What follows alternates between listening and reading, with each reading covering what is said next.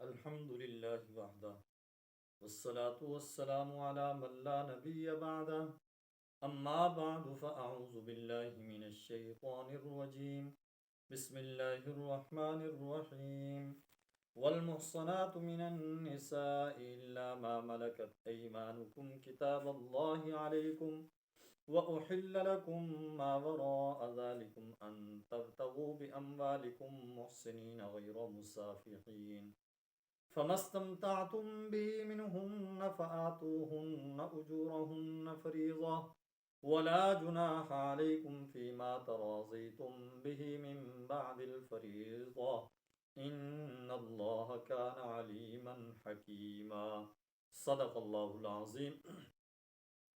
آج ہم 5ویں پارے کا خلاصہ بیان کریں گے۔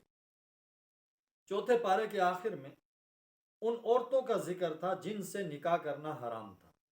5ویں پارے کے شروع میں اسی بحث کو مکمل کرتے ہوئے فرمایا کہ ان محرمات کے سوا دوسری عورتیں تمہارے لیے حلال ہیں، اس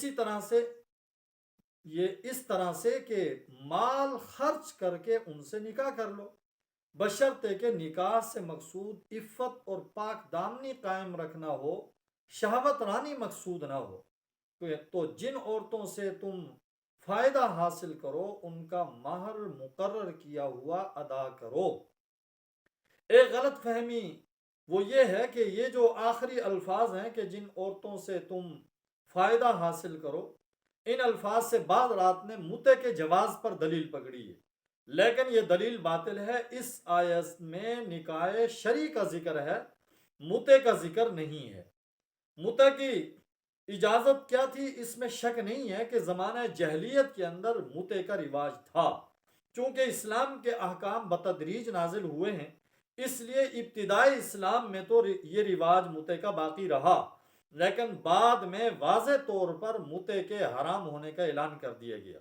ابن ماجہ میں حضور اکرم صلی اللہ علیہ وسلم نے فرمایا، اے لوگو، میں نے تمہیں متع کی اجازت دی تھی، لیکن اب اللہ نے اسے قیامت تک کے لیے حرام قرار دے دیا ہے۔ اس کے علاوہ جو اہم مضامین 5ویں پارے کے اندر آئے ہیں وہ یہ ہے: نمبر 1، گھر کا نظام۔ تیسرے رکوع میں گھر کے نظام کو درست رکھنے کے لیے چند بنیادی ہدایتیں دی گئی ہیں۔ پہلی ہدایت یہ ہے کہ گھر میں قوامیت یعنی حاکمیت اور ذمہ دار ہونے کا درجہ تو مرد کو حاصل ہے، کیونکہ جس جماعت اور جس گھر کا کوئی سربراہ نہ ہو اسے انتشار اور افتراق سے کوئی بچا نہیں سکتا۔ لیکن اس سربراہی کا یہ مطلب نہیں کہ مرد کو آقا اور عورت کو لونڈی بنا دیا جائے، بلکہ ان کا آپس کا تعلق ایسا ہوگا جیسے راعی اور رعیت کا ہوتا ہے۔ دوسری ہدایت یہ دی گئی کہ عورت اگر اکھڑ مزاج ہے، بد مزاج ہے، نافرمان ہے، سرکش ہے، تو اسے راہ راست پہ لانے کے لیے 3 تدبیریں اختیار کی جا سکتی ہیں۔ پہلی تدبیر، اسے سمجھایا جائے، سرکشی کے برے نتائج سے اسے خبردار کیا جائے۔ دوسری، اگر واعظ و نصیحت اس پہ اثر نہ کرے تو دوسری تدبیر یہ ہے کہ اس کا بستر الگ کر دیا جائے، اس سے کنارہ کشی اختیار کر لی جائے۔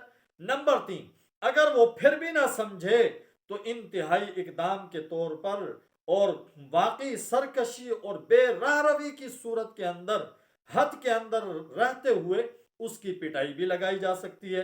لیکن یہاں یہ بات ذہن میں رکھ لیں کہ قرآن کے مخاطب ہر قسم کے لوگ ہیں، شہری بھی ہیں، دیہاتی بھی ہیں، جنگلی بھی ہیں، صحرائی بھی ہیں، شریف الطبع بھی ہیں، اکھڑ مزاج بھی ہیں، با کردار بھی ہیں، بد کردار بھی ہیں۔ اسلام نے ہر عورت کی پٹائی کی اجازت نہیں دی، بلکہ صرف اسی عورت کی پٹائی کی اجازت دی ہے جو اس کے علاوہ دوسری زبان سمجھتی ہی نہ ہو۔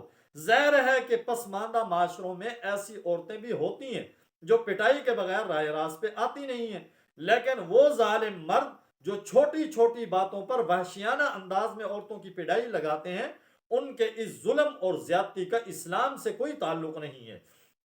نمبر 2 حکم، گھر اور خاندان کے نظام کو درست رکھنے کی تدبیریں بتانے کے بعد 5ویں پارے کے 5ویں رکوع میں اجتماعی زندگی کے درستگی کے لیے ہر چیز اور ہر کام میں احسان کا حکم دیا گیا ہے، اور یہ بھی بتا دیا گیا ہے کہ احسان کی بنیاد باہمی خیر خواہی، امانت، عدل اور رحم دلی پر ہے۔ حقیقت یہ کہ اسلام حق، عدل اور مساوات کا دین ہے، اور وہ ساری مخلوق کے درمیان عدل کا حکم دیتا ہے، یہاں تک کہ کافر کے حقوق غصب کرنے کی بھی اسلام اجازت نہیں دیتا۔ کعبہ کے کلید بردار عثمان بن طلحہ کا مشہور واقعہ ہے۔ فتح مکہ کے موقع پر ان سے کعبۃ اللہ کی چابی لی گئی۔ بعض مسلمانوں نے چابی بردار ہونے کا شرف حاصل کرنے کی تمنا بھی ظاہر کی، مگر اللہ تعالیٰ نے انہیں کلید کعبہ واپس کرنے کا حکم دیا، کعبۃ اللہ کی چابی واپس کرنے کا حکم دیا۔ چنانچہ یہی واقعہ ان کے اسلام لانے کا سبب بن گیا۔ اور پھر وہ واقعہ بھی قابل ذکر ہے جسے مفسرین کرام نے چھٹے رکوع کی بعض آیتوں کے شان نزول کے طور پر ذکر کیا کہ ایک نام نہاد مسلمان یعنی منافق اور یہودی کے مقدمہ جب آقا علیہ السلام کی خدمت اقدس میں پیش ہوا، آقا نے یہودی کے حق میں فیصلہ کیا۔ منافق نے اپنے حق میں فیصلہ کرانے کے لیے حضرت عمر رضی اللہ تعالیٰ عنہ کی طرف رجوع کیا۔ حضرت عمر رضی اللہ عنہ نے اس کی گردن اڑا دی۔ اس پر منافقوں نے بڑا شور مچایا۔ اللہ تعالیٰ نے مسلمانوں کے سامنے اس حقیقت کو خوب اچھی طرح واضح کر دیا کہ کسی بھی شخص کا ایمان اس وقت تک کامل نہیں ہو سکتا جب تک کہ وہ اللہ اور رسول کے فیصلوں پر راضی نہ ہو، اور یہ بھی بتا دیا گیا کہ بعثت کا اصل مقصد ہی یہ ہے کہ اس کی اطاعت کی جائے۔ رسول اللہ صلی اللہ تعالی علیہ وسلم کی اطاعت حقیقت میں اللہ تعالیٰ ہی کی اطاعت ہے، لیکن ظاہر ہے کہ منافقوں کو رسول اللہ صلی اللہ علیہ وسلم کی اطاعت بڑی گراں محسوس ہوتی ہے، بڑی بھاری محسوس ہوتی ہے۔ آیت نمبر 60 سے لے کر 65 تک اسی بات کو بیان کیا گیا۔ تیسرا حکم جو 5ویں پارے میں آیا، 7ویں رکوع میں پہلے تو مسلمانوں کو جہاد اور قتال کی تیاری کا حکم دیا گیا، اور یہ کہ اپنی نیت کو خالص رکھیں اور صرف اللہ کی رضا اور دین کی سربلندی کی نیت کریں، اور پھر بڑے جذباتی انداز میں انہیں جہاد کی ترغیب دی گئی کہ آخر تم جہاد کیوں نہیں کرتے، جبکہ صورت یہ ہے کہ ظلم و ستم کی چکی میں پسنے والے کمزور مرد، خواتین، بچے اللہ کے سامنے ہاتھ پھیلا پھیلا کر دعائیں کرتے ہیں، اے ہمارے رب تو ہمیں اس بستی سے نکال دے جہاں کے لوگ بڑے ظالم ہیں، اے اللہ تو کسی کو ہمارا مددگار بنا کر بھیج دے۔ آیت نمبر 75 میں اسی کو بیان کیا گیا۔ کیونکہ عام طور پر موت کا خوف جہاد کے میدان میں نکلنے سے ایک بڑی رکاوٹ بنتا ہے، اس لیے فرمایا گیا موت تو کہیں بھی آ سکتی ہے، گھر میں بھی، مضبوط قلعوں میں بھی۔ نہ جہاد میں نکلنا موت کو یقینی بناتا ہے، نہ ہی گھر میں بیٹھے رہنا زندگی کے تحفظ کی ضمانت ہے۔ آیت نمبر 78 میں اسی کو بیان کیا گیا۔ اور 5ویں پارے کا جو چوتھا حکم ہے وہ ہے منافقوں کی سازش۔ جہاد و قتال کی ترغیب کے بعد مسلمانوں کو منافقوں کی تدبیروں اور سازشوں سے چکنا رہنے کا حکم دیا گیا۔ یہ وہ سنگ دل گروہ ہے جس نے اسلام کا جامہ پہن کر، اسلام کا لباس پہن کر ہمیشہ اسلام اور مسلمانوں کو نقصان پہنچایا۔ مدینہ منورہ میں جو پہلی اسلامی ریاست بنی، اس کے خلاف سازشوں کا تانا بانا بننے میں بھی یہی منافقوں کا گروہ پیش تھا۔ مسلمان ان حرمہ نصیبوں کے بارے میں فیصلہ کرنے میں متردد تھے۔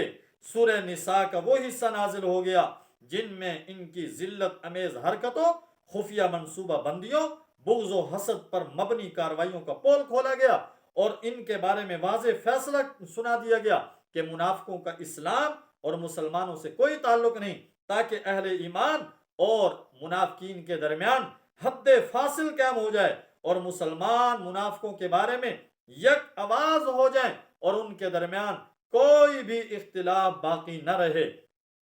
باری تعالیٰ کے حق معنی بیان کا انداز تو ملاحظہ کریں۔ ارشاد ہے تمہیں کیا ہو گیا، تم منافقوں کے بارے میں دو گروہ ہو رہے ہو، اللہ نے ان کو ان کی حرکتوں کی وجہ سے الٹ دیا ہے۔ آیت نمبر 88 میں یہی بات بیان کی گئی، اے مسلمانوں تم منافقوں کے بارے میں دو گروہوں میں کیوں تقسیم ہوگے؟ ایک گروہ کہتا ہے انہیں قتل کرنا چاہیے کیونکہ وہ ہمارے دشمن ہیں، دوسرا گروہ کہتا ہے کہ ان کے بارے میں نرم پہلو اختیار کرنا چاہیے کیونکہ وہ ہمارے دینی بھائی ہیں، جبکہ اللہ تعالیٰ نے انہیں ان کے نفاق اور معصیت کی وجہ سے کفر کی طرف واپس لٹا دیا گیا۔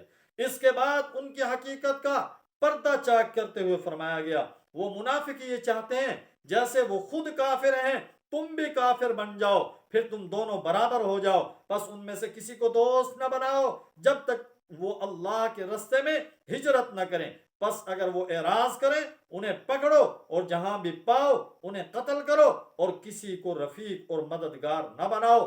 آیت نمبر 99 میں یہی بات بیان کی گئی۔ پانچواں حکم جو 5ویں پارے میں آیا ہے وہ قتل عمد کی سزا ہے۔ 10ویں رکوع میں مومن کے قتل عمد کی سزا بتائی گئی ہے، اس کے لیے انتہائی سخت لہجہ اختیار کیا گیا، فرمایا گیا جو کوئی کسی مومن کو جان بوجھ کر قتل کر دے اس کی سزا جہنم ہے جس میں وہ ہمیشہ رہے گا، اس پر اللہ کا غضب ہو، اس پر اللہ کی لعنت ہو اور اس کے لیے اللہ نے بڑا عذاب تیار کر رکھا ہے۔ آیت نمبر 93 میں اسی بات کو بیان کیا گیا۔ اس آیت سے بظاہر یہ ثابت ہوتا ہے مومن کو قتل کرنے والا اگرچہ مسلمان ہی کیوں نہ ہو وہ دائمی عذاب کا مستحق ہے، لیکن بالاتفاق یہ ظاہری معنی مراد نہیں ہے۔ دائمی عذاب کا مستحق تو صرف وہ شخص ہوگا جو مسلمان کے قتل کو حلال سمجھے گا، کیونکہ ایسا سمجھنے والا کافر ہو جاتا ہے اور کافر کے لیے ہمیشہ کا عذاب ہے۔ چھٹا حکم جو 5ویں پارے میں بیان کیا گیا وہ جہاد کی اہمیت اور مجاہدین کی فضیلت ہے۔ قتل عمد کی سزا بیان کرنے کے بعد دوبارہ جہاد کی اہمیت، مجاہدین کی فضیلت بتائی گئی، واضح طور پہ بتایا گیا اللہ کے راستے میں جہاد کرنے والے اور ہاتھ پر ہاتھ رکھ کر بیٹھنے والے دونوں برابر نہیں ہو سکتے۔ یہ جو بار بار جہاد کی طرف متوجہ کیا جا رہا ہے، اگر امت جہاد سے کنارہ کشی کر لے گی تو اسے ذلت اور رسوائی سے کوئی نہیں بچا سکتا۔ 5ویں پارے کے اندر جو 7واں حکم بیان کیا گیا ہے وہ یہ ہے ہجرت بھی جہاد کی قسم ہے۔ جہاد کے ساتھ ساتھ ہجرت کا بھی ذکر ہے کیونکہ ہجرت بھی جہاد کی مختلف قسموں میں سے ایک قسم ہے۔ چنانچہ 11ویں رکوع میں کہا گیا جو شخص قدرت کے باوجود دارالکفر سے دارالاسلام کی طرف ہجرت نہیں کرے گا اور اس حالت میں اسے موت آ جائے گی اس کا ٹھکانہ جہنم ہے۔ آیت نمبر 97 میں اسی کو بیان کیا گیا۔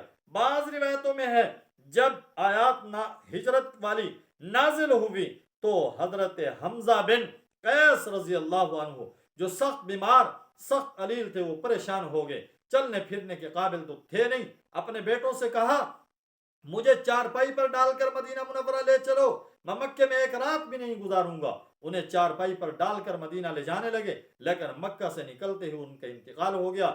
اس پر اللہ تعالیٰ نے فرمایا جو شخص اللہ اور اس کے رسول کی طرف ہجرت کر کے گھر سے نکل جائے پھر اس کو موت آ پکڑے اس کا ثواب اللہ کے ذمہ ہو چکا اور اللہ بخشنے والا مہربان ہے۔ آیت نمبر 100 کے اندر اسی بات کو بیان کیا گیا۔ 8واں حکم جو 5ویں پارے میں بیان ہوا وہ صلاۃ خوف، صلاۃ مسافر ہے۔ ہجرت و جہاد میں خوف و خطر کا سامنا بھی ہوتا ہے، اس لیے 12ویں رکوع میں صلاۃ خوف اور صلاۃ مسافر کا ذکر کیا گیا۔ 13ویں رکوع میں اس مشہور واقعے کی طرف بھی اشارہ ہے جس کے مطابق ایک شخص نے چوری کرنے کے بعد ایک یہودی پہ بہتان لگا دیا، اس نے اور اس کے قریبی رشتہ داروں نے اپنی چکنی چپڑی باتوں سے حضور اکرم صلی اللہ علیہ وسلم کو متاثر کر لیا۔ قریب تھا کہ میرے آقا اس یہودی کے خلاف فیصلہ فرما دیتے کہ اللہ پاک نے یہ آیت نازل کی آپ کو ایسے لوگوں کا ساتھ دینے، ان کی وکالت کرنے سے منع کیا گیا۔ ارشاد باری تعالی ہے آپ دغا بازوں کی طرف جھگڑا کرنے والے نہ بنیں، اللہ تعالیٰ سے معافی مانگیں، بے شک اللہ تعالیٰ بخشنے والے مہربان ہیں۔ آیت نمبر 105 اور 106 میں اسی بات کو بیان کیا گیا۔ یہ آیتیں اور یہ واقعہ عدل و انصاف کی تاریخ میں سنہرے حروف سے لکھے جانے کے قابل ہے کہ ایک یہودی ایک منافق کے جھگڑے میں جب آقا کا میلان مسلمانوں کی طرف ہوا تو اس پر اللہ تعالیٰ کی طرف سے آپ کو نہ صرف تنبیہ کی گئی بلکہ اس تنبیہ کا قیامت تک کے لیے قرآن کریم کے اندر ذکر کر دیا گیا۔ ان آیتوں کے نازل ہونے کے بعد یہ شخص جس نے چوری کی تھی مکہ بھاگ گیا، مرتد ہو گیا، اس لیے 15ویں رکوع میں یہ بتایا گیا اللہ کے نزدیک سب سے بڑا جرم کفر و شرک ہے، جس کا کفر و شرک پر انتقال ہو جائے اس کی بخشش کی کوئی صورت نہیں۔ آیت نمبر 116 میں اسی بات کو بیان کیا گیا۔ 5ویں پارے میں 9واں حکم جو ہے وہ انسان کی سرکشی کا ہے۔